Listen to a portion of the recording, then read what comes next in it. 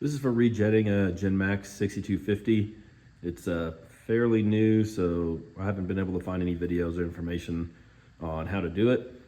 And the customer service information is pretty limited. So figured I'd do it. I'm learning this as I'm doing it, so bear with me. I'm also not a professional YouTuber, so apologize for the quality of this video, but hopefully it helps.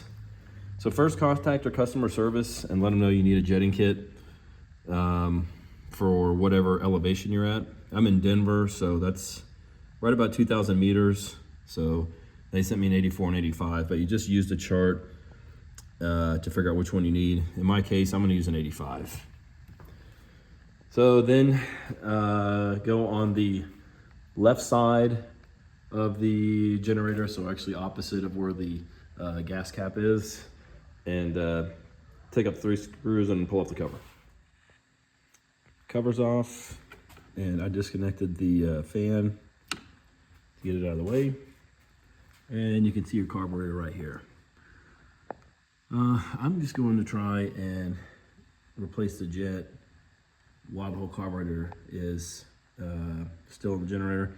I don't really feel like taking the entire carburetor out. There's just too much in there, so we'll give that a shot. So first thing to do is remove those 2 Phillips screws. So I've got a ratcheting little screwdriver right angle that I'm going to use by Cobalt. If I can find a link, I'll put it in the description, but that looks like it's going to make this a lot easier.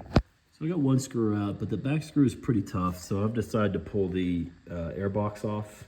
So just pull the cover off, and then you just have 2 hoses, a hose clamp here, then this guy should just pull off. And then there's 2 10mm nuts. I'm just using it with a deep well. It made it a lot easier to get to that second screw. In fact, just go ahead and recommend just pull the air box off first, and you can get at the screws a lot easier. In fact, you probably don't even need, you can probably just use like a small regular number 2 Phillips, and you don't need like anything special. So next step is to get that 14mm nut off. There's actually a 14mm bolt. It comes off, and then should see, well, that's the jet in there, and it's held in by a flathead, as you can see, with the other jets. So find yourself a flathead that fits the other jet, and pull it out. Okay, I had a small flathead I used, and whenever you pull it out, the needle jet, sorry for bad focus, needle jet also comes out with it. So there's my old jet. Here's my new 85 jet. So I'm gonna put it back in there and tighten it up. All right, now that we have our jets back in, it's time to get the float chamber back in using the 14mm screw. There's also, make sure you don't lose the seal that's on the bottom. They did send me a new one, so if yours has been used for a while, you can replace it, but mine's brand new, so I'm just gonna reuse it. So goes in like, oops, sorry for the bad filming, just like this. All right, mine even had a line on it. That's kind of nice. Time I screwed it. Oh, you can also replace the float chamber seal as well, because they sent me one of those too, if you want to. All right, I tightened that 14mm bolt up.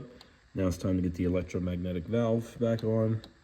The wiring faces into the generator, and put it on with those 2 screws. Okay, got the screws on tight. Now I'm going to fish the overflow back down into that hole.